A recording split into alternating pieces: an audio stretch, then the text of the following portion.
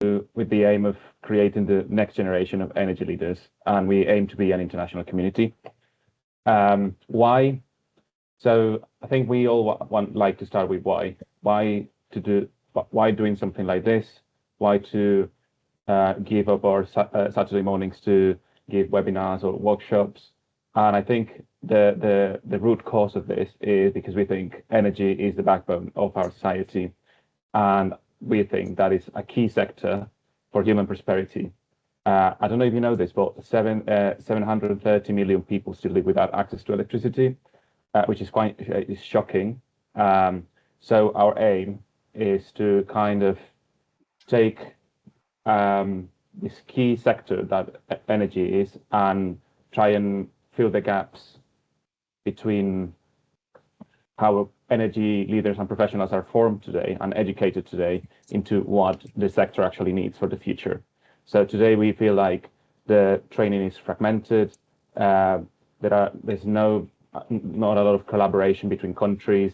There's a lot of theory without real impact. So if you look at traditional methods of education like universities, they have a lot of technical knowledge, but sometimes that falls behind in terms of applying it to the real world. And that is the gap that we want to close. What we think we need is purpose-driven leaders, a global community that share study cases and that collaborate. We also think that we need to move from a theory world to actually see how that theory looks applied into a real world project. And then not only educate in the technical side, but also focus on the technical skills and focus on the person behind the expert. We think there are 3 steps to build the next generation of energy leaders.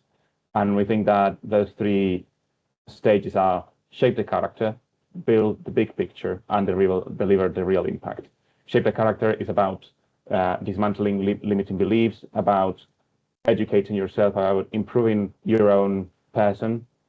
Build the big picture is about recognizing patterns and predict what's next for the sector in this case, for the energy sector in this case. And with those 2 in mind, then you can actually deliver real impact. We've created like a tier format where we are going to deliver and focus on to fill this gap. The tier 1 is the content, so articles, posts, free resources that we will be sharing on social media.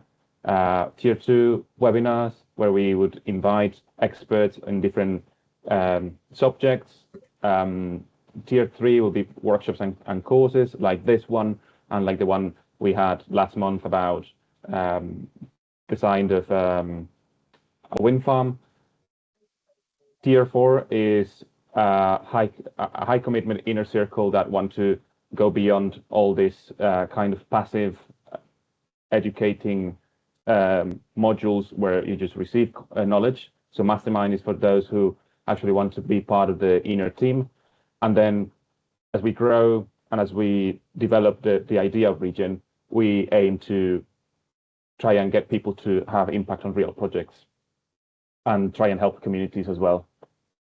So if that resonates with you, if you think that it'd be interesting to be part of something like this, if you feel like you've been in a position where that gap needs closing, please join us. Scan the QR code that will redirect you to our LinkedIn page. And I'll get back to you, Timmy, because I know we're tight on schedule. So thank you all. Thanks, Santiago. Very lovely intro for us. I'd suggest to sort of begin the session by introducing the person talking to you for the next hour and a half. I could do that. Gone through this. Yeah, that's a spoiler. Yeah, so a bit of intro about myself. My name is Timmy Lehin. Most people call me Timmy, and I am currently a project engineer with an IPP, like an independent power producer in the UK. We develop renewable energy projects. So solar primarily, but looking into like future battery energy storage and wind opportunities. And before my current role, I had previously worked as a project development engineer. And my so what's the difference? I currently work in delivery/construction, and previously I was working more in early stage projects, across different renewable energy sectors, so electricity networks, a bit of project feasibility, modeling, coding, then doing a bit of, wind studies and yeah, then solar. And I think I do find I'm quite passionate about solar, and I really see that value in the technology because of how easy it is to scale it for whether it's small purposes, whether it's big purposes or whatnot. It has that potential to just create massive impacts, and so I really love the technology. So I've stuck with that for about 2 years now, and yeah, that's just brief intro into me, the person talking to you today, and obviously my background is also electrical and electronics engineering. I might wonder why I am delivering a session, looking at economics and policy. I do believe, or I strongly believe, and I think it's something that really resonates with what ReGEN stands for, is that developing the that wide lens acumen beyond just the technical stuff, because at the end of the day, once you start going up, leadership roles, you really want to understand where you fit in. You really want to understand, how does this technical decision I make, how does that affect the bigger scale of things? So, which is why we're delving into these other areas to give you that rounded flavor and to fully understand the depth of the decisions that you would make, whether technically or from an economic point of view or from a political point of view. So that enough about myself, and just like having an open floor about the future of solar PV. I mean, I'm not trying to jump the gun here. Obviously, I'm supposed to start by history or, beginning of solar PV rather than starting with the future. But I think one thing that is good to always have in mind is, I don't know who said it, but it's something like beginning with the end in mind. So we're beginning this session with the future of solar PV in mind. And this is, an everyone conversation, not me talking. I'll probably just keep mute. And what do you know about solar? Just come off mute. You can turn your cameras on if you wish, but I'd like people to share what they know about solar. Do they think it's a green energy technology? Do you think solar PV is something that is actually saving the planet? What are your thoughts? Show of hands. Everyone is quiet. Oh, hi, Alicia. Hi, yeah, I can start off. I'm Alicia. I work for a battery energy storage developer called Eku Energy. So we've always kind of done standalone battery storage, but I'm looking at solar PV particularly for our developments in Spain, and that's why I'm Oh, here today. Uh, I guess maybe just to kick off, a slightly difficult one that I've been playing with in my mind is purely from an investment returns profile. yeah, Like we've seen solar fall off a cliff in terms of returns, and that hasn't really changed. Well, it has a little bit, but it hasn't changed significantly the level of deployment of solar in Europe at least. And so I'd be interested to hear from the room what are thoughts from an investor's point of view on how you're seeing solar's future and whether that's going to be a single digit returning asset moving forward that people are going to continue to build because we know how to build it, yeah. or we're actually going to see less solar being deployed in the next 5 years. That is actually a very fun perspective to start with. Guys, solar is diminishing. That's that's the bottom line. But I do see the potential, and I think it's one of those things where, because they're coming from a battery energy storage point of view, we when we discuss any form of renewable energy technology, due to the intermittency and the fact that we know that it's not fully reliable, we then rely on BESS to, stack up when it comes to like revenue, for example. But if we're thinking about it the other way, it's also something I've never really thought about, when battery energy storage is considering using solar to, stack up the revenue, it's always the other way around. So even I myself probably think about it more. But I think generally I'd say that solar has definitely like obviously become cheaper over the years, and it could be one of those situations whereby I think it's just like probably onshore wind, where you have a ramp up, of a certain technology, and then it gets to a point where you kind of hit that flat line after ramping up. So I don't know if you've gotten to that flat line yet. I don't know if it just, but nearly getting there. But I do see us probably getting there, and, having too much of solar PVs and a lot of, intermittent and fluctuating energy being chucked onto the grid, and then the grid says no, they can't deal with any of this more. So I would say, the future of a lot of renewable energy technology, including solar, is really reliant on grid technology, is really reliant on where we get up to, both investments as well as technical innovations on curtailing or managing the grid. And once we have that, once I think we already have a lot of investment going into, like, electricity networks. Once we have that, and then the grid is revamped, then we can then re-strategize what renewable energy, how to deploy those things, because we have, good enough electrical infrastructure that can carry it. But it's all good and well to just keep chucking in solar. But I think one of the bottlenecks is the grid, which could be why you have uh that diminishing return, I'd say, because of that. But if you have a battery energy storage to complement, I would personally do think that it stacks up easily, or it compensates when, you're not having sunshine, but you've already used the cheap electricity to charge the battery, and then you can then discharge at a good enough time. And yeah, that works. But yeah, that's what I personally think. I don't know if there's any other person who has thoughts on this or has delved into solar PV or the economic side of things, or even battery energy storage before? Show of hands. I thought I saw somebody else's hands before, but no hands. Anyway, that's fine. Maybe at the end we'll have more things to talk about. Once we have covered quite a lot of the bases. But does anyone have any stereotypes, I'd say, of solar PV? None. We I've we have quite a few actually. We have projects out in Japan, in energy storage, BESS, and solar PV is really difficult to deploy in Japan, particularly Really? because of local community challenges. Right. If you drive down a road, on a mountainous road, you can see the glare from a PV panel, and Yes. that does have some safety concerns, right? So Yeah. Yeah. uh, there's been a lot of backlash in solar PV in Japan. I don't know how much of that is because they're gas reliant also, and so they don't think they need it. Mm.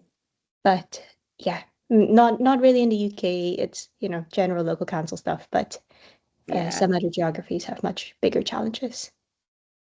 And I really like how you like brought the, sort of different international perspective, looking at Spain, for example. I mean, Spain definitely has better peak sun hours compared to us in the UK, but I do know this is a huge chunk of solar PV project, but yeah, it could just be a thing of saturation on the grid as well.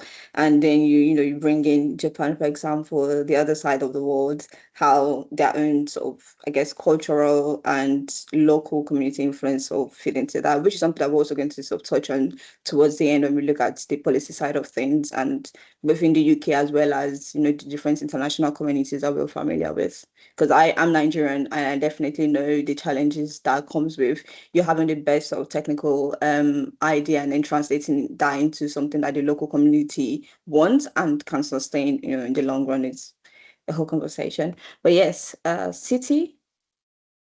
Yeah, I just want to give my perspective about about the solar panel in other country in Haiti, because I'm doing a research in Haiti Oh, right now. nice. So they are quite challenging because not just about the technical, because they don't have like a central transmission grid in other country. Oh, oh, So they have a problem with the political situation also, like the violence gang.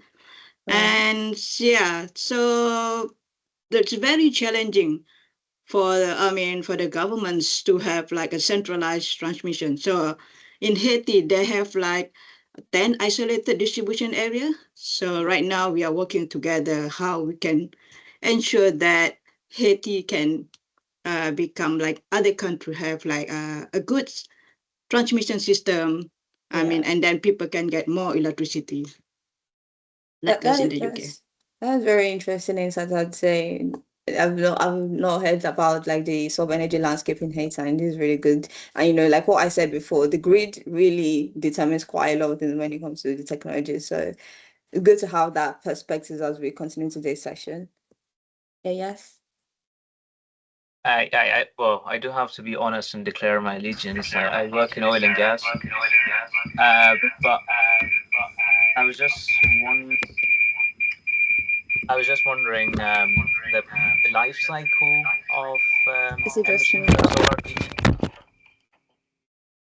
Yeah. Oh, okay. Thank God. Yeah. I was just wondering about the life cycle emissions of solar PV. Yeah. I'm personally not sure about that subject. But if you can shed some light either right now or maybe somewhere towards the end, that'd be great. Yeah, I think it's genuinely something that people do talk about, and especially when you have, there's something called bankability, and then you're doing the traceability of the PV modules, and you're tracing it back across all the manufacturing processes. So from the cells to putting those together into the metal that you're processing, the other, the steel, the aluminum, any metal stuff, all of the manufacturing processes, how much clean energy or clean electricity is being used to develop what we tag as green energy. That's also something that is very much up for debate. But you see, because a lot, I would say majority of the market share is pretty much from China, and I would say there is only that much you would get out of tracing. Because I think if you're in the Europe, in the local economy, we know okay, this is producing this in the UK. It's probably easier for you to get more account on how much green electricity has been used in that whole manufacturing process, but it's something that has definitely been debated across all green energy, I'd say. So both wind, both solar, the parts that are being used to have this tagline, how have they been manufactured? So it's something we don't really have too much control over, but it's definitely another thing that is up for debate. How much of green energy is actually green? Got a hand up. It's Yoshi. Hi, thank you. Good morning. Can you hear me okay? Yeah. Fine. I've joined from my personal computer, so I don't have my webcam. It's not a work laptop. No Yassine, worries. on your point, there's a good book called The Moral Case for Fossil Fuels, which I read, and same sort of argument. Renewable generation is not base load; is intermittent. So what happens when the sun and the wind's not shining, you revert back to gas.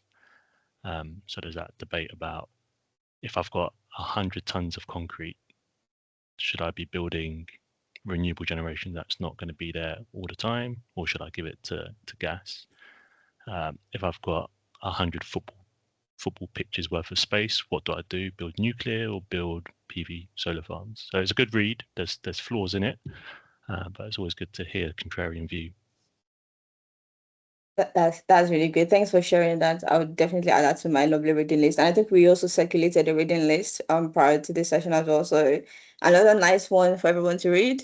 But it's something we all need to have at the back of our minds within this, like within the renewable energy sector, within the energy sector as a whole. And yes, it's oil and gas. And I've also met a few people who, when they speak, or people that work in coal, you'll be surprised how much of that is very much still powering a lot of things, especially in other parts of the world where they still have in mind. I think the UK has shut down all coal, anything that has to do with coal, but we still take things from those other countries that have coal. So it's like, who are we deceiving? But it's a very interesting point, and hopefully, in the long run, it's something that we all think about, I'd say, and influence, because that's the key point. I think here we're trying to develop, leaders and people who can make good I'll say good wins, but we'll all win at the end of the day. But going out there to do stuff and to also lead certain things in the industry. So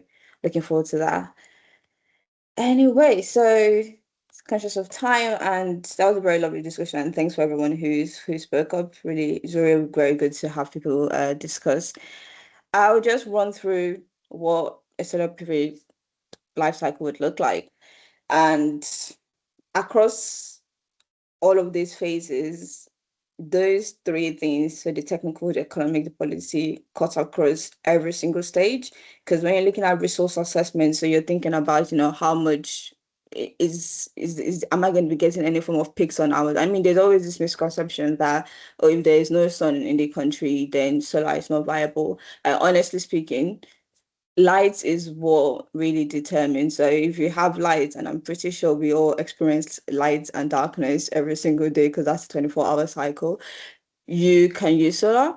And even sometimes you have a situation where the higher the temperatures, the less efficient, your solar PV modules actually become. So inherently, in the UK, we can also be lucky on that front where we have decent temperature, I'd say, and we experience light, even though it's not peak, but it's good enough. So assessing that, seeing the ideal sort of weather conditions, the environmental conditions, or where you want to place a solar farm, are there local restrictions?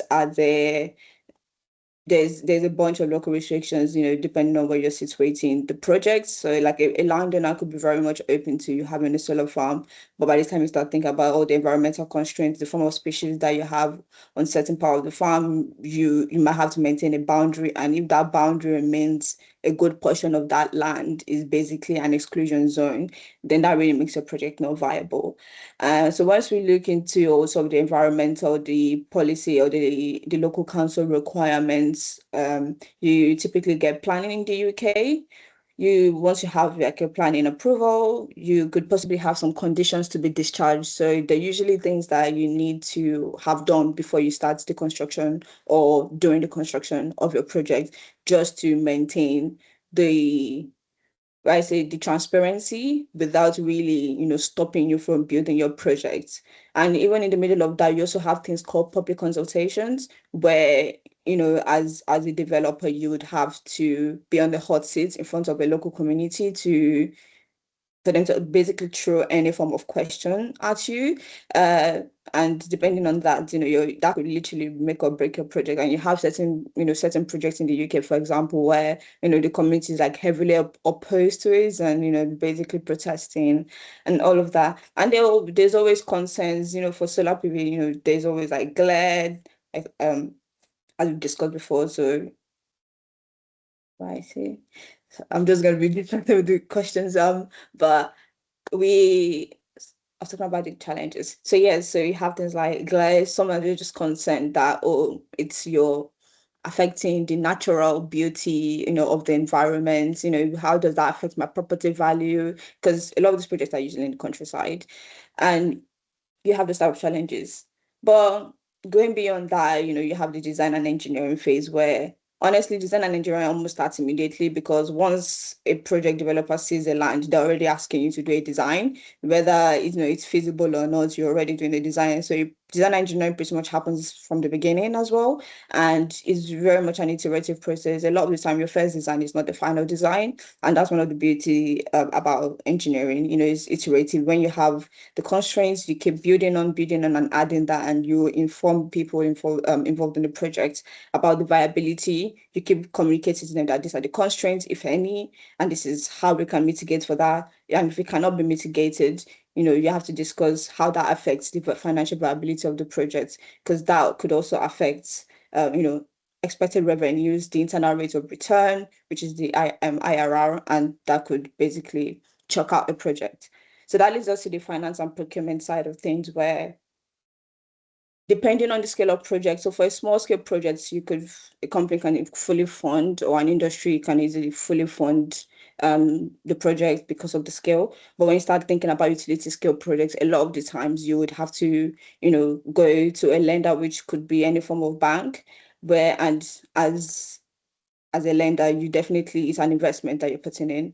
And in order to minimize the risk you're taking, or you would want to get that enough information about the project, which is what you would hear. You hear a lot of things around bankability. So, and that cuts across every single thing, both from the the legal and land documents that you have, the type of planning, how that went, the equipment that you're having on site. So that ties into procurement. You need to procure very much bankable and tier one equipment.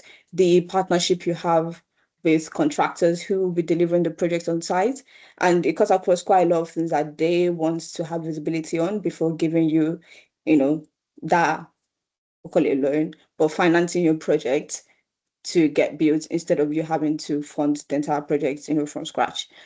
And then you go into construction. Construction also comes with its own challenges, same as the grid. You normally receive or apply for a grid connection kind of at the beginning of the project as well, because right now we know there's quite a lot of challenges with the grid. You apply for a project and your connection date is like 5 years, 4 years from now, and you want to get connected in 2 years' time because of how much development expenditure has gone into the project.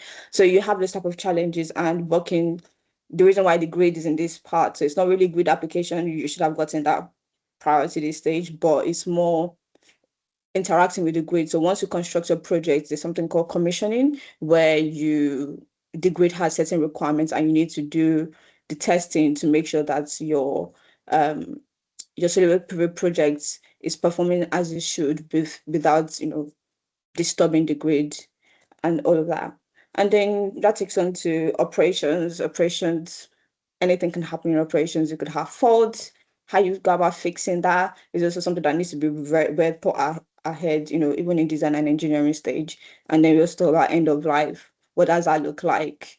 Recycling, you do have a lot of semiconductor, aluminum, metal, everything that goes into what we have as a solar PV panel or module, or even the mounting structures. What sort of recycling do we have in place? I think it's very much a development area, I'd say, because I don't think we've gotten to that point where a lot of projects are at the end of life. So we'll probably be seeing that more maybe in the next 30, 35 years.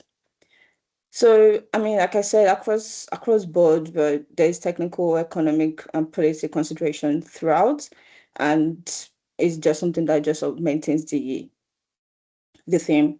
So I think I've covered most of. Hi, yes. We got two questions in the chat, one by Alicia and another one from Bao. Alicia asked, are you seeing more planning permissions being passed in the UK, but with increasingly stringent discharge conditions, i.e. a project with planning might not necessarily be constructible? Yeah. Yes, that is a very valid point, honestly, and I can say I've seen something like that. The thing is, a lot of the time, people who work in, some of the engineering side and those who work in sort of the business development planning side, do usually very two distinct teams, or, two different sets of people. And the mindset could be, or the approach could also be very different. So you have, the idea of getting planning might not have taken into consideration some technical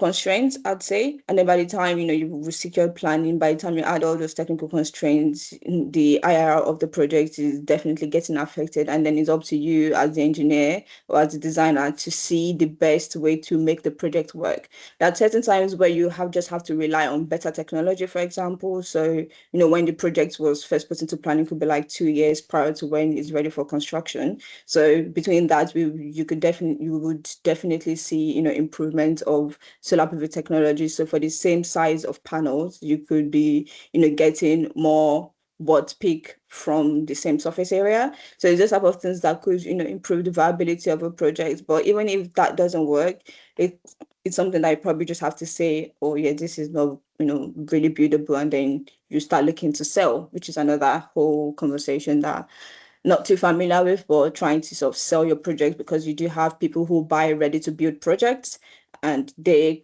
might have a way to make it work, is what I'd say. So yeah, those definitely exist. I think the second question was degradation, solar PV projects in a lifetime, how to improve it. Yeah, so when it comes to maintaining, I think that's where maintenance comes in. Degradation, you normally get, from a manufacturer, they'll tell you what to expect as degradation. That is based on what they've tested for. That's what they've built. So except, through research and development, we see improvements in technology whereby we are having more cells with lesser rates of degradation. That is one way to think about it. The other way could just necessarily be how you're operating the solar farm. What sort of operation strategies do you want to put in place to minimize degradation? So I think those are the two key elements or two key areas where you could tweak that. But I really can't think of any other phase of a project where you would, you have the power or the ability to actually change or improve or improve or change what degradation of a cell or a module looks like. And just sort of wrapping up, what the framework looks like. I spoke about resource assessment. So these are some of the tools that you would normally find in the industry to get solar radiation data.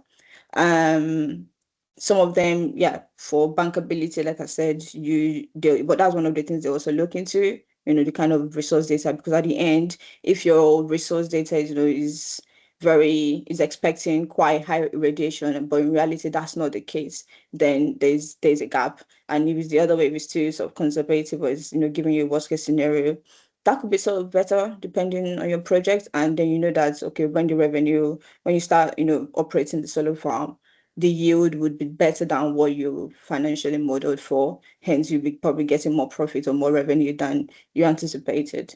So then design and engineering, like I said, these are just some of equipment that you probably also see. So majority of these are Chinese companies. So it'll be good to see more UK growing or more Europe-based manufacturing, but that's another conversation. Honestly, it's the whole economy as a whole that needs to do more of local manufacturing.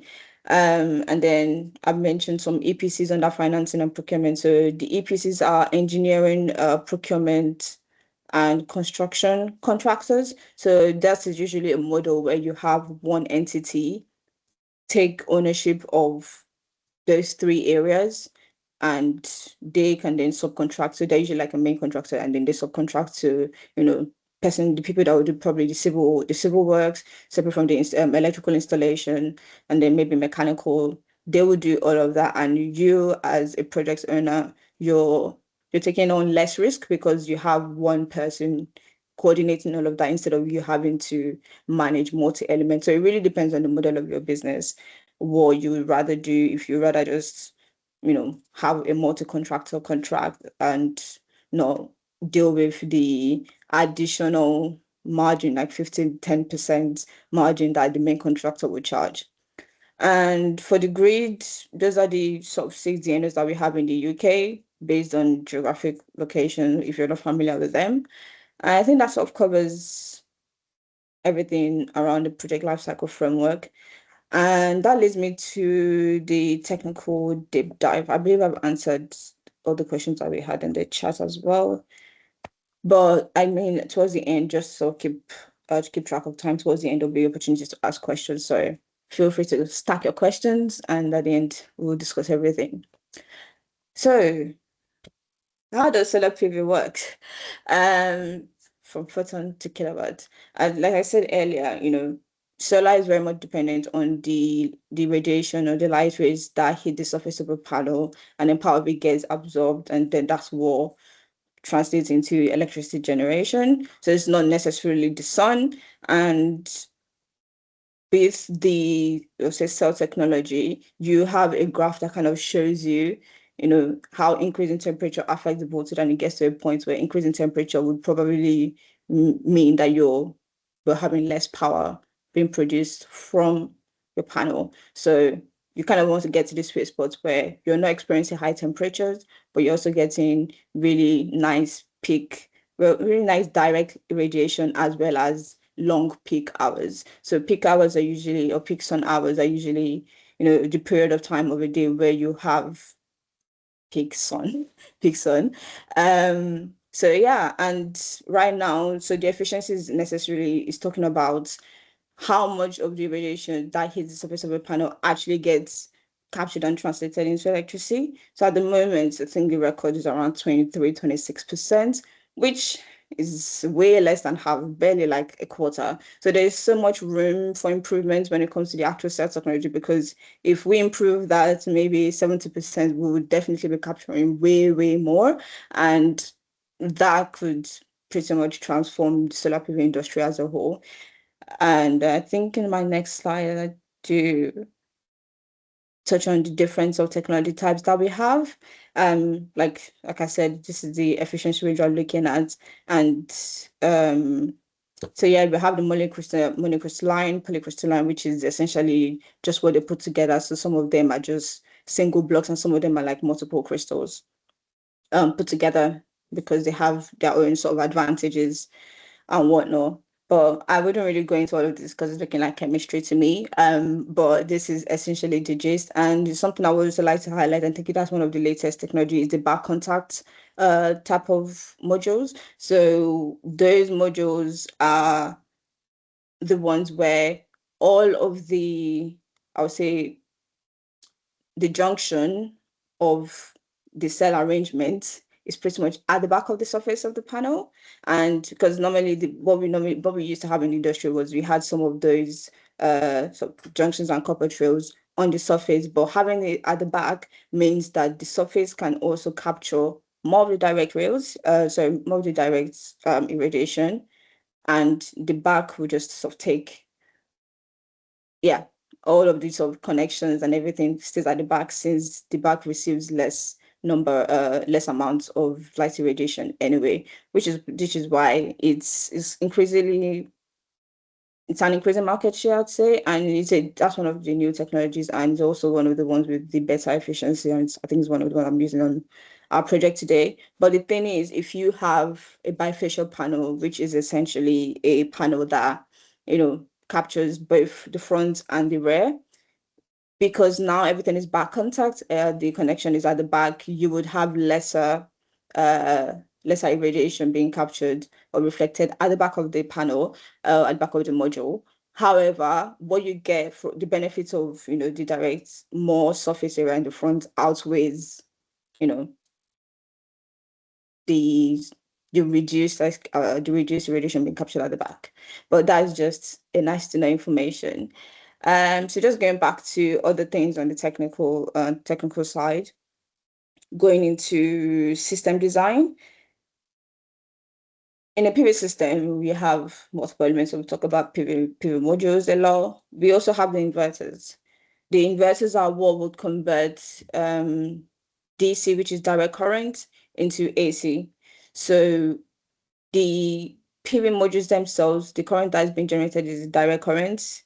Not going too much into electrical engineering, but it is direct current, which is a form of, we have two main types of current, the way current flows. So one is direct current and the other one is like an alternating current. So what you normally have in your outlet at home, that would be where you plug in your sockets, that would be alternating current. And most of the times when you have, like in your phone, for example, your batteries, those are based on direct current, just for context.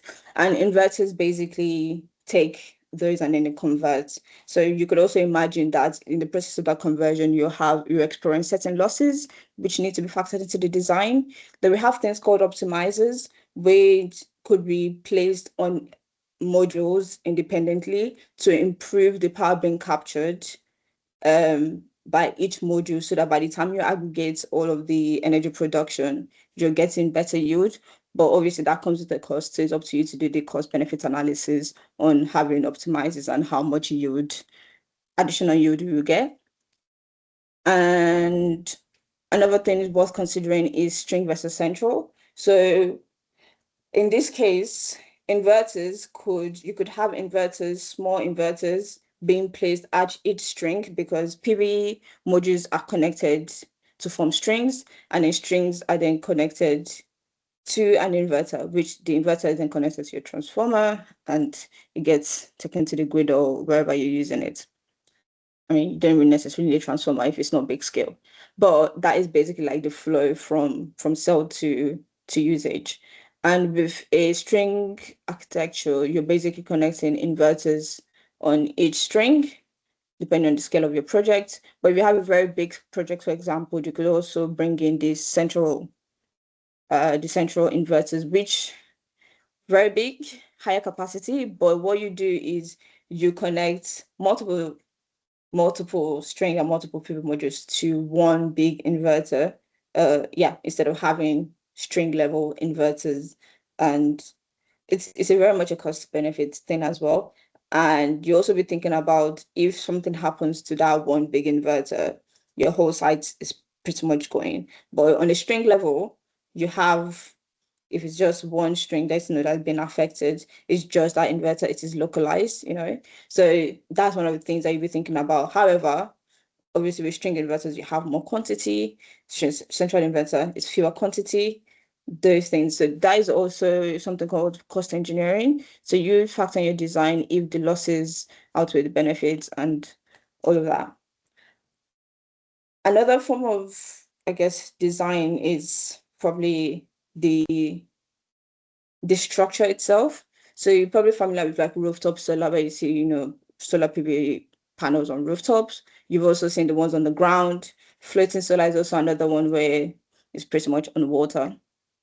And in midst of all of this, regardless of the architecture, you would need to talk about like irradiance and how that affects the yield production. So like I said, you're looking at roughly 1,200 pixel hours per year in the UK, which could be way more in other countries that experience pretty much all year round sun.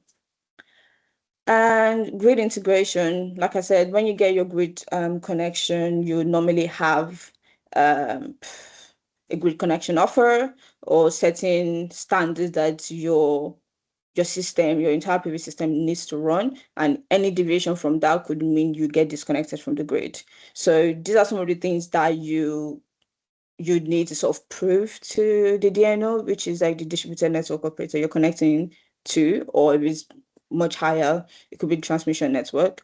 So you'll be looking at, the voltage regulation, reactive power, frequency response. So there's few terms that I wouldn't really explain what each of those terms are, but there are things that as a result of the high fluctuation and penetration of the PV technology and how that is different from the normal stable, grid that we have today. And yeah, degradation, this is what we have right now, 0.5% per year. So it's something that needs to be sort of factored in your financial modeling and in your design to be aware that as years go by, you should expect a certain percentage of reduction in terms of yield.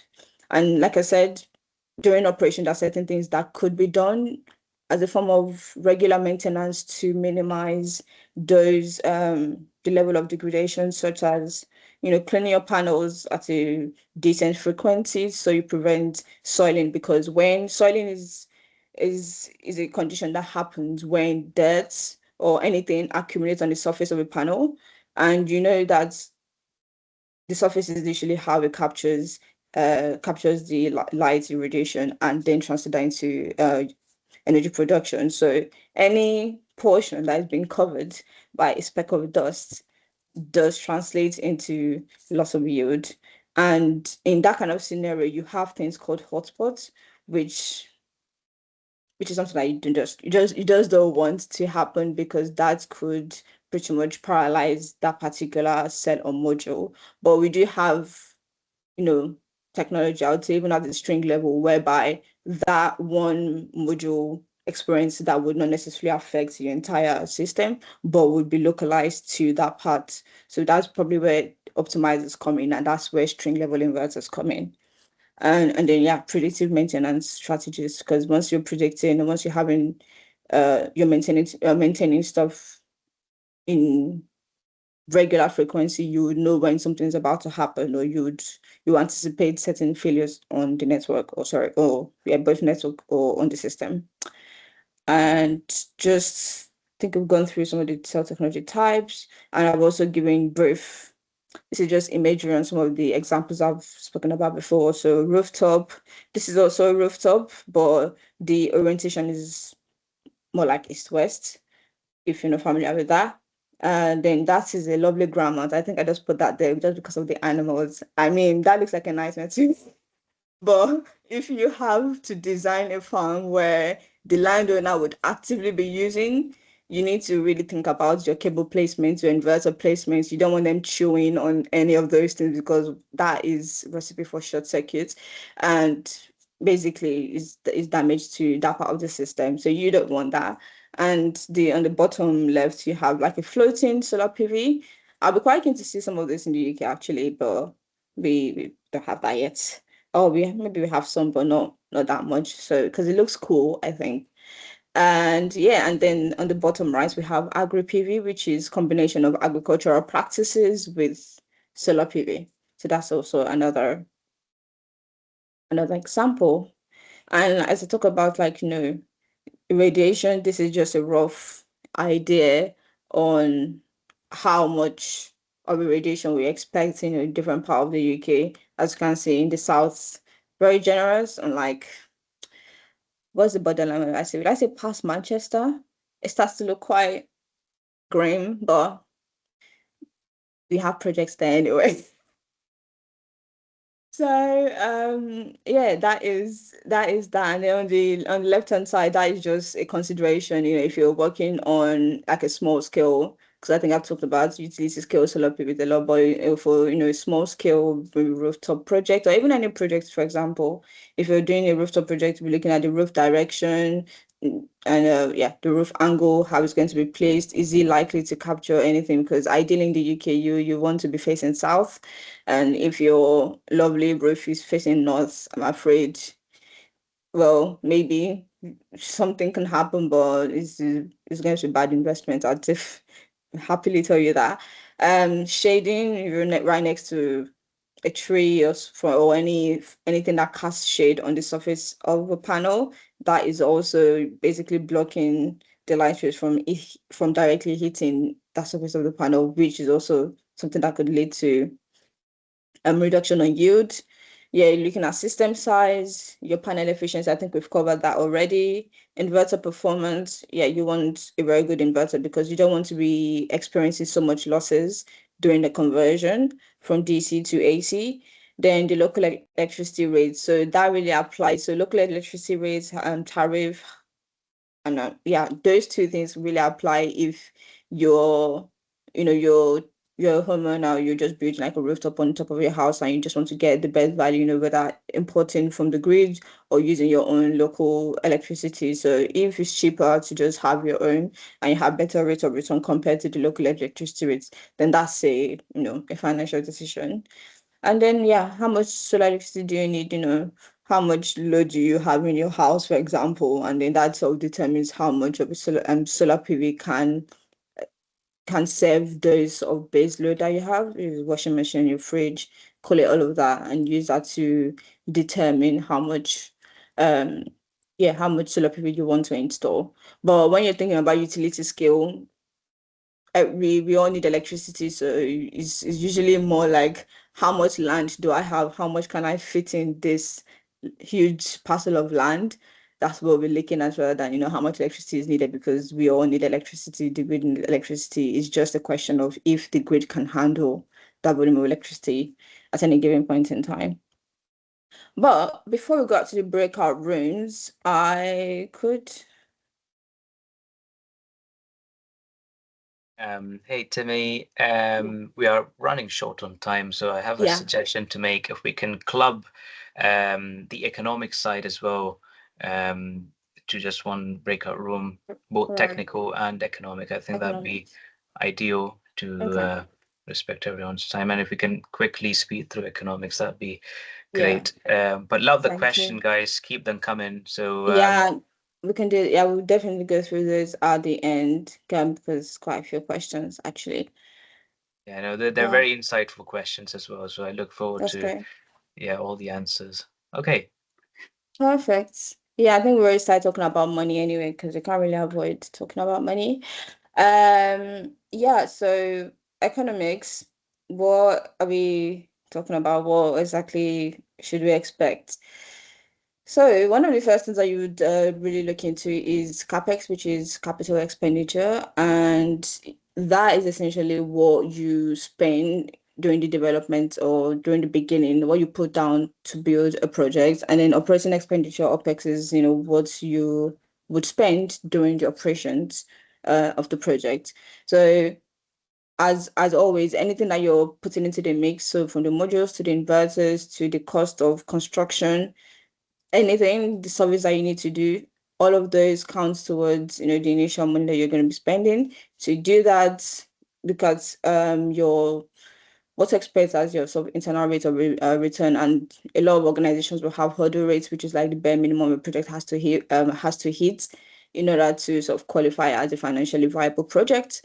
You have that, and I mean, IRRs could really vary depending on the model. Because if your project is like a commercial, um, yeah, if it's a commercial scale project, it's definitely a different business model to if you're sort of exporting to the grid, or if your revenue stream is different. If you have a PPA, which is just the next point. So revenue streams, basically where you get revenue from. If you have a PPA arrangement, which is a power purchase agreement, where you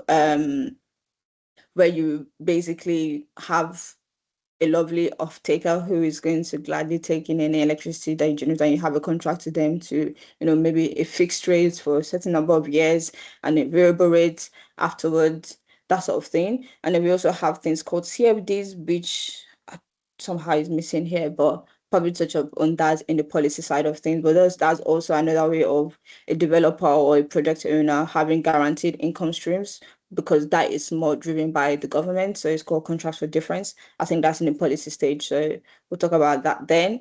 And, things like ReGEN, so renewable energy guarantee of origin, things that where you have to sort of certify where your energy is coming from, and then they confirm that yes, what you're using in your manufacturing process, for example, if you're in the industrial side, is a renewable energy. So that's what that stands for. And then there's also like multiple markets you can participate in. So you have things like in the grid, or as system operator would have, balancing markets if you just sell wholesale energy. And that applies across all energy technologies, so not just solar PV energy. So it just have multiple revenue streams out there in the sector. And depending on that, they all have their different guarantees that really influence your typical internal rate of return. Because I've seen 8%, I've seen 15%, which is different range, and it's not really like, okay, this is the nice to have value, because it's really dependent on your business strategy.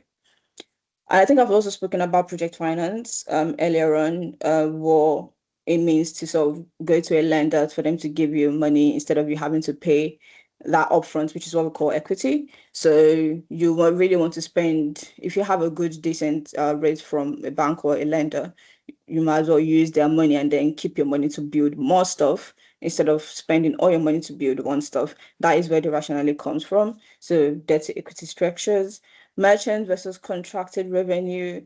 That's simply, when you have a contracted revenue. So depending on the market you're participating in, or government CFDs, for example, you have a guaranteed rate or that you're contracted at. But if you're purchasing at, or if you're selling at merchant rates, which is basically whatever the market says is the price today, that is what you get.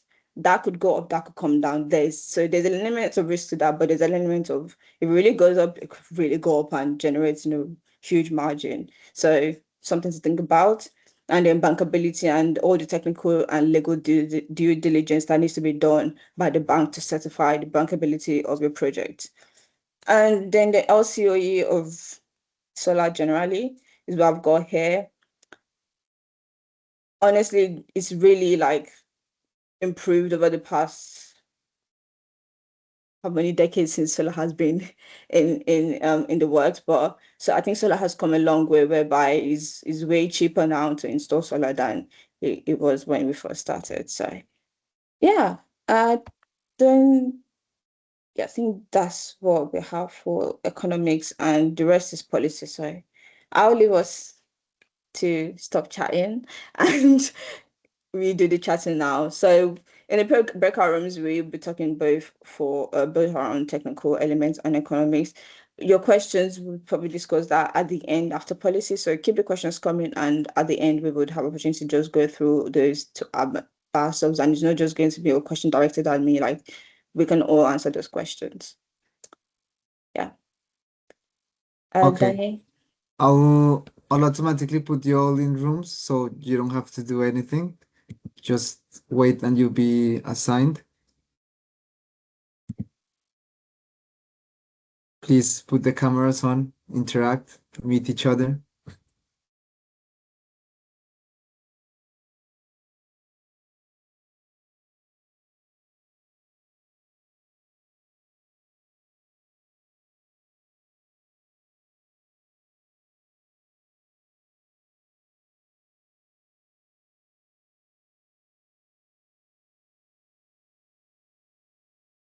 Okay, I think you guys are still haven't assigned you all.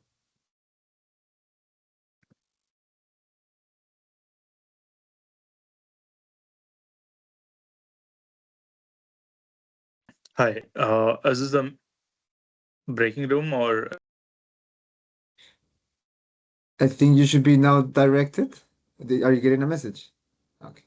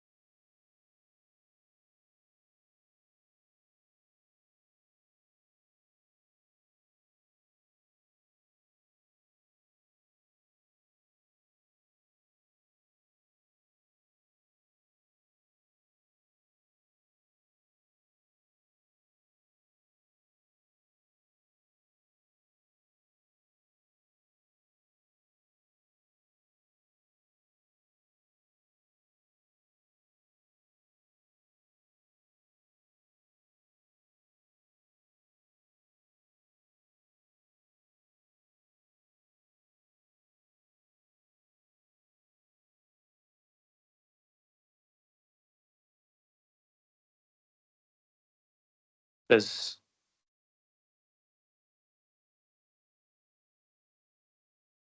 to purchase. That's the issue. Oh, Alright. looks like that's Sorry, one. that's I think we're all having fun. Yeah, But yeah. Danny's paused Yeah. the fun.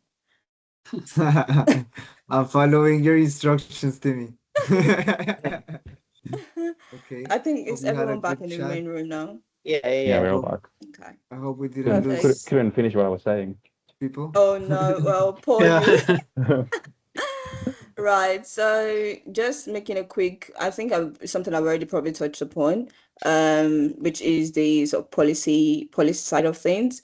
I did mention, yeah, I'll just sort of start from the beginning. So, planning and consenting, what that entails, the different conflicts you could probably, and that could probably arise from you having to do with communities or, yeah, a land use conflict, for example. That's a thing. And then grid connection policy, how the grid really, really drives quite a lot of renewable energy advancements, very critical. And the different support mechanisms that we have, I did mention the CFDs. So yeah, the CFDs here are contractual difference. And I think this year we had AR7, which I say the seventh round, seventh auction round. And that essentially gives you like a secured price to to sell your electricity for a given period of time. So this year we've got 4.9 gigawatts of solar secured, and that's the price that we've got at, so 65 megawatt per hour. And then how policy also drives things like equipment, for example. So yeah, having the EU banning certain types of inverters on top of projects, and then the US also considering that there's basically a drive for really having localized and reducing the monopoly when it comes to the markets in which all the equipment come from, or all the, even manual labor resources as well, because you do find that the contractors that you work with will typically come from a certain region as well. So it's those sort of things those are the political elements and the regulatory elements. And it's very quick to just talk about it because we've gone through basically all of it already. And this is, so this is roughly a summary. I don't know if it's clear on your side, but this is a summary of what AR7 looked like and the mix between the different technologies that participated in the round, and how much was contracted and the price by which everything was bought at. As you can see, solar is very generously the lowest at the moment. It's basically consistently been the case. So bottom line, solar is cheap. And even the capacity of which, that's been generated is also quite high. So we should expect quite a huge percentage of our electricity on the grid, hopefully being solar. Yeah, and these are the conversations that, we will be discussing in our breakout rooms. But because I'm very conscious of time, we could just have an open floor and use that to discuss all the other elements, as well as the interrelational aspect between technical economics and the policy levels, as well as all the questions that I think we currently have, and any questions that you might have. And honestly, even for the questions, feel free to answer any of the questions in the chat if you have the answer, because I'm pretty sure there's definitely people on this call who are very much aware, or they know everything about, or know quite a lot of things, or know the answer to your question. So feel free to answer other people's questions, and feel free to also raise your questions. But for the policy side, I could just put that in the chat also, actually. But what do we think about how we're currently going about? Do you think the government is doing enough, to promote renewable energy generation, or solar specifically? Are you very much aware of the policy levels that we have at the moment, and which ones do you think would be good to sort of accelerate for solar? And yeah, just any political insight that you might have to offer, both in the UK or your respective regions. Just feel free to share, and I'll just make it an open floor for everyone. I'll start off because I think everyone's shy Also, if you can turn on your webcam, that'd be brilliant. The whole point of this webinar is to make it interactive as possible. I'll start off with a question that actually Rico mentioned in our group, which was fair enough. We got, subsidies for like the generation side of things, but one of the main constraints for solar PV farms is the grid connection. And interestingly enough, we had someone from the Grid Transmission Network have a webinar with us, but that's a different topic altogether. Yeah. Are you aware of any subsidies for the transmission side of things? Personally, I'm not aware of any subsidy for transmission. What I'm aware is there's a lot of investment being chucked in. So if anything, I don't think they need subsidies because there's a lot of money being chucked, like billions, tens of billions of pounds being chucked into, It's a great transmission for upgrade, different, for within the next few years. So I think they've got enough money to carry on. But if there's anyone that has opinions, just as a bit of background, so last year, 2 years ago, the government created NISO, and basically one of the responsibilities is to manage both the electricity and the gas system.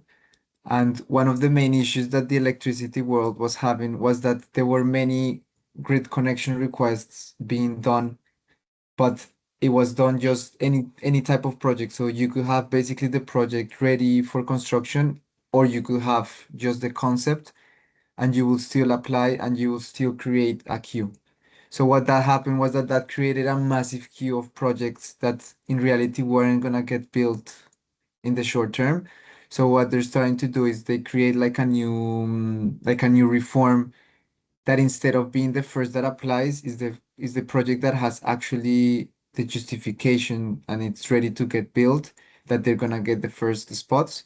Because I think there's a two problem issue. One is the lack of investment in the infrastructure because the assets are old, and second is the actual way the system is being handled right now. So there's a lot of work from NISO specifically on restructuring that part. We can share some links because I think it's a big topic in the a sector very right now. big one. I intentionally just avoided this because it's a very big black hole. I think Yeah. for some of us it's quite traumatic experience. So yeah, Alicia.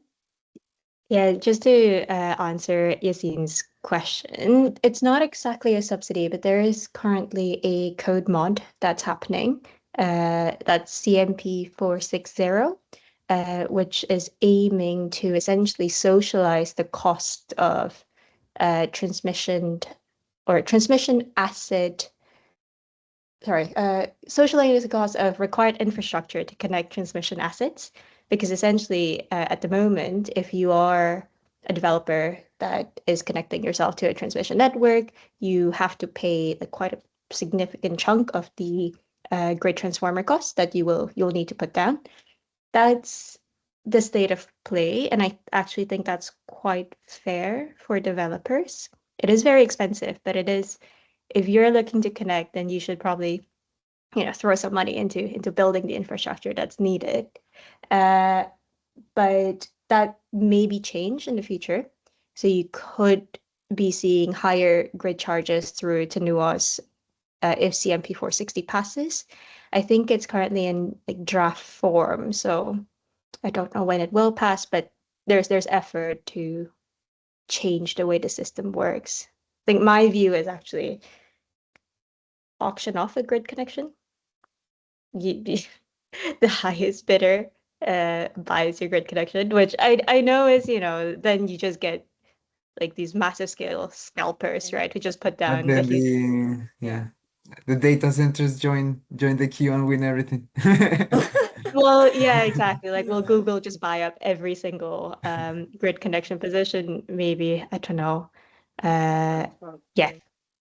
But yeah, conscious of time as well, we currently have just 3 minutes left. So if you need to dip, please take the liberty. But if you have, pressing questions, feel free to put them in the chat right now because I think the previous questions actually got cleared. So put them in the chat and I'll just sort of take a snapshot of that to follow up because I think we have a WhatsApp sort of community, so I could just put everything or answers, and anyone can also answer those questions within the community just to keep the conversations going.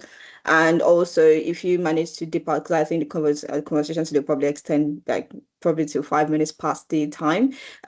We have also recorded a podcast with Jason from Jakarta in Indonesia, just to give us that sort of international perspective on things. So that should be uploaded sometime this week. So if you want to, keep engaging, because we pretty much touched on all these topics today. We've also done a deep dive on that lovely 1 hour, so you could just listen to it and go to sleep peacefully without having nightmares. But yeah, we'll share that. But I'll still keep the floor open and we'll just keep discussing, because I think there's still quite a lot of discussion that could be had, and I'm quite keen to hear more people talk. So yeah. Yeah, so I think one of the questions I actually really like to ask is, do we think the economics or the viability of solar would remain if, for example, the grid was 100% clean? Like, what do you think is gonna, should we expect, less solar? It's just going to be, yeah, what do we think is going to look like? Because I feel like it's a pressing thought on my mind, and I've decided to give it all to you. What do we think?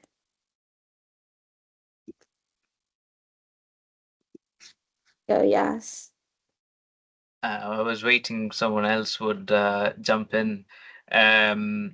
Yeah, something that again, it's just a thought that just occurred to me. The reality is we will continue to need energy. Our country's security depends on energy. Fair enough. Yeah, maybe when it comes to the unit economics, the investment attraction towards big solar farms might reduce. I was just wondering if it's possible at all for the government to step in and sort of, consider solar PV as an infrastructure of the country and fund them so that we can be energy independent, and we can be more stable. Yeah, we got planning regulations and transmission stuff and all of that, but maybe would it be possible at all for the government to step in? I wonder about that. Yeah, I think it's another thing. So one of the policy question is literally whether the advancements should be industry-led, because I think right now it's very much industry-led versus government-led. So very, very key points. But yeah, Santiago. No, I just wanted to kind of keep the discussion going.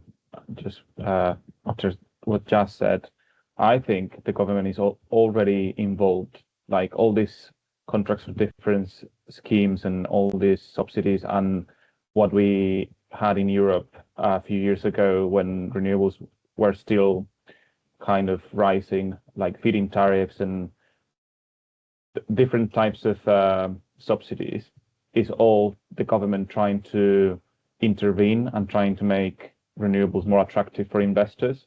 So I think that the short answer to your question is the government, I think, is already involved. The good question to be asking ourselves would be, is it involved in the right way? Are there any other ways that the government could be involved, or better ways that the government could be involved other than just subsidizing energy? Because at the end of the day, it's just the government are paying for the energy because that's the only way. It's not the only way, but it makes it more attractive for investors to put their money. Yeah. Yeah, Alicia? Yeah, I guess two comments here. One, the question's a little bit like potentially we're asking maybe something that doesn't happen. Like the economics for solar is now already not becoming viable, right? Without a grid that is 100% clean energy. And that's because an investor is comparing a 5%, 6% return on solar comparison to putting it in a bond where they would probably get the same amount. So I think the moral case for clean energy is becoming diminished because there isn't enough money coming into the sector because people want to make money and they can't make returns, which is an unfortunate reality, right? Every single project, I think, is underwritten on the basis of energy prices continuing to be constant or even going up a little bit. We don't want that to be the case if the grid is 100% clean energy. And if we take the assumption the grid's 100% clean and energy prices stay the same, that means someone's got to pay, and that's probably the government. That's probably higher prices in each CFD, right? So it's a bit of a chicken and egg problem. And I don't know, there's a bit of a moral implication there as well for, people like myself, right, working in this, where we want a clean grid, but every single project you're building is cannibalizing your revenues. And so I might be thinking of this wrong, and I'd like to be proven wrong. Absolutely, yeah. That is the trade-off, and that's the conversation this is going to end up in, because at the end of the day, we're looking at those trade-offs between economics and the political side of things, and then how so that translates. But yes, City, all yours. Yeah, it's just my opinion actually. I mean, in terms of like, we are talking about huge amount of investment, right, in the supply and demand. But what if we can do, I mean, the government already stepped in, but what if we can do something more flexible in our energy system to make it become more secure? I mean, like maybe plan like a small microgrid system, and then after that we can connect it to our, because we cannot wait our solar generation, right, to be connected to the transmission, because it takes a long time and a lot investment. So we have to think about others, other strategies to make our energy become more flexible and affordable to everyone, right? Yeah. Yeah. Yeah, I think it's that microgrid is something that looks. I think I'm a big advocate for microgrid, honestly. And if you look at other, I would say other parts of the global south where old grid application, all of that, it's not really like a conversation. People just do their own stuff. Mini grids are pretty much like a thing. There's that level of independence to going off with, like, that's the natural instinct, just doing your own thing and having your own little ecosystem. Unlike here, where anything you do needs to get like with approval, and that creates a level of governance for any form of independence from the grid itself. But yeah, personally, I think that would really be the best way to go, and then maybe heavy industries can then rely on grid for their own energy. But yeah, Santiago. I just wanted to compliment what Alicia said about the moral case for renewables, because I think that narrative has been changing in the past few years, especially in the UK. We've been seeing in all renewables a case of like, it's not all about sustainability now, it's also about energy security. So it's about guaranteeing that the country can maintain itself without relying on importing gas or any other types of energy from other countries. So that might be, at the moment, it's just kind of the narrative that's changing, but that might end in the government stepping in even more to try and guarantee the energy security.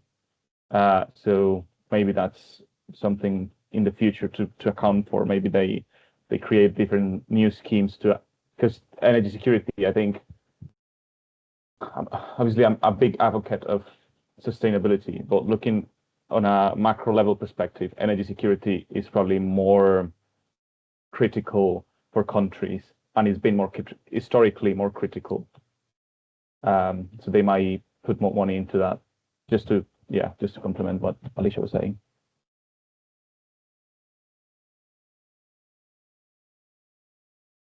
Danny. I was gonna touch something similar to Santiago, but the only thing I'll add is I think the energy landscape is gonna change so much, and the grid right now it's completely underutilized, so we just use 20-30% of it, and that's gonna have to change. And I think with technologies such as solar, you're gonna start to empower more the customer, and they're gonna start to have more like more control over their energy access. And I think a great example is, I mentioned in our breakout room, is Pakistan. They installed 5.3 gigawatts in 2 years.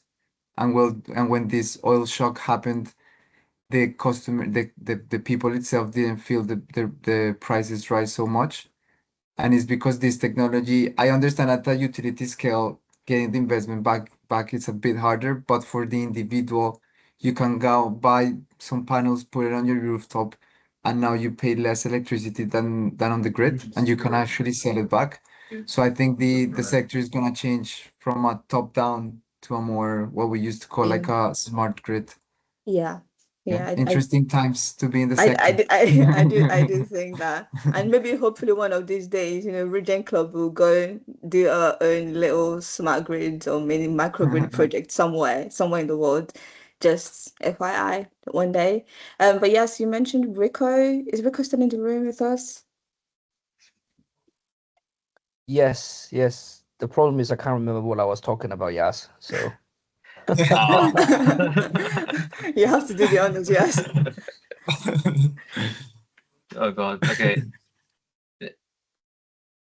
Never mind. Let's move on. Okay then. Right. If you remember, please raise your hand. Alicia. Yeah, no, Danny raised a really great point about flipping the narrative on energy security as being incompatible with green energy, right? Because as we've seen in this country, a lot of the narrative on North Sea oil is using what we have, producing what we have, and then kind of consuming our own energy. That's great for security, et cetera, et cetera. That's the same case for solar. That's the same for wind. We're capturing what we have and using what we have. But I think the North Sea oil case is so understandable for people because it's a resource that it's a molecule, right? That you can use and burn, extract, and then use. Whereas solar and wind are less so. You can't capture it, you can't mine it, right? But it is. I think I fundamentally believe they're not incompatible, and I am absolutely biased because I am a BESS developer, and that's why I think solar plus wind plus BESS will get us there with our nuclear baseload. I think it's more a narrative question than it is it is obviously an economic question. People will need to get used to lower returns. Banks will need to get used to lower returns. We need low interest rates, but if it's an economy that is growing and we can stimulate demand because we have cheap energy prices, noting that the UK has one of the highest energy prices in Europe, I don't see why they're not compatible. Yeah. I think we just touching upon that. It's definitely all hands on deck. In as much as I'm a very strong advocate for solar, solar really comes into the picture because of the scalability. You can use it to support you can use to support something bigger. So I'm thinking because you have a situation where you're doing hydrogen, for example, and then the energy that is being used in the process is coming from solar. It complements what across alternate technologies, but honestly speaking, in any grid sphere, solar alone would not do the job. Unfortunately, it needs to be complemented well with some form of like base load, whether it's or battery, for example. So that's definitely the way to go. And I think I'm a very big champion of having all the energy vectors come together to get the most out of each other instead of saying, okay, yeah, we all have to do one thing. I don't think that's a scenario. We all need to have all hands on deck, like even including oil and gas and coal. It's a transition. It's not going to be just chuck everything out and then deal with the aftermath. We need to evolve to that point where we can do without certain things and we can choose. But that's where the security and the flexibility comes. If we can choose which energy mix we want because we have the ability to get access to all of them. Well, yeah, that's very fun. And honestly, thanks everyone for participating. I don't know if is there anyone who hasn't spoken that would like to share some pressing thoughts or questions? Time as well. 5 seconds. Going last chance. Okay. But Now yeah, forever hold your peace. They learned everything now from you, Timmy. Thank you very Well, much. I mean, from Just everyone who spoke, because this is a very mutual learning approach, honestly speaking. And the whole idea of ReGEN Club, honestly, is for we all to be able to share things that we're passionate about within the energy sector. So if you have pressing conversations that you think you would like to sort of step up and share, honestly, just reach out to any one of us in the core team, or just send myself or Danny a message, or yes, basically anyone. Um, just before we finish, we always like to end up with a look ahead for yeah. our next sessions. Let me see if you share my screen. Oh, wait.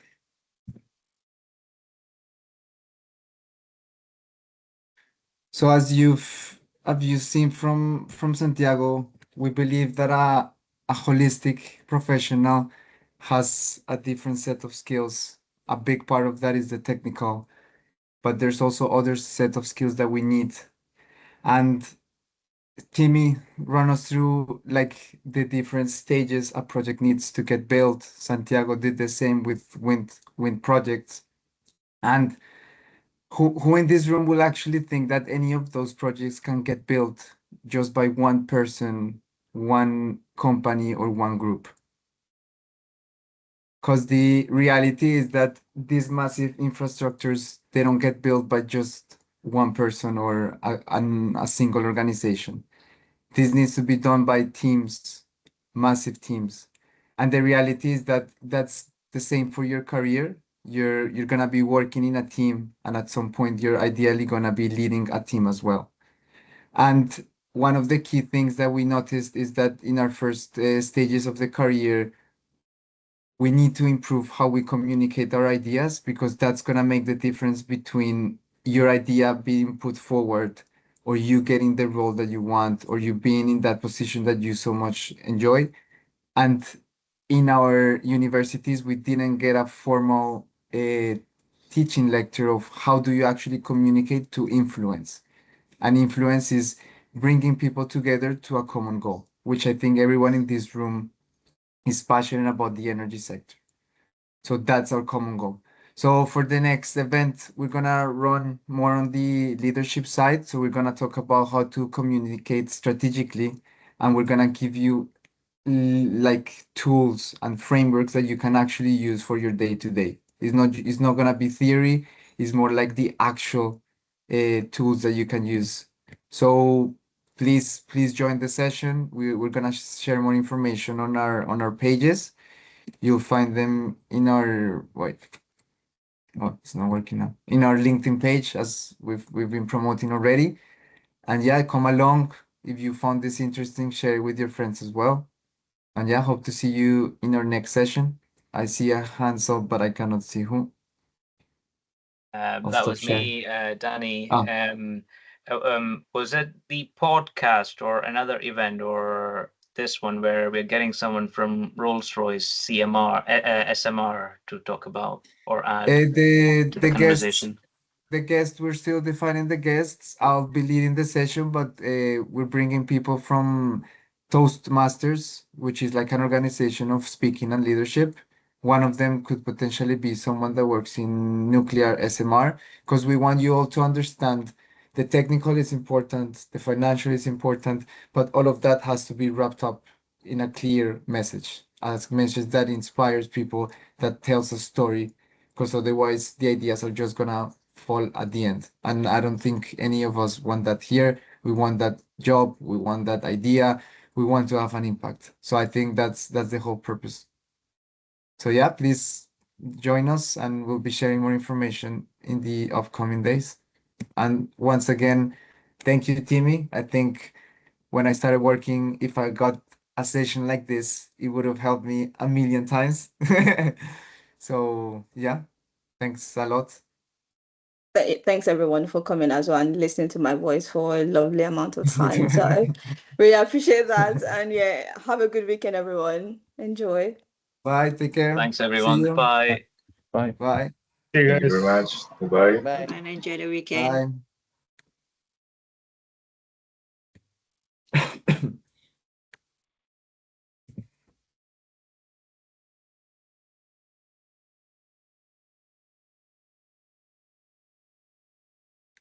Are you still there, CM?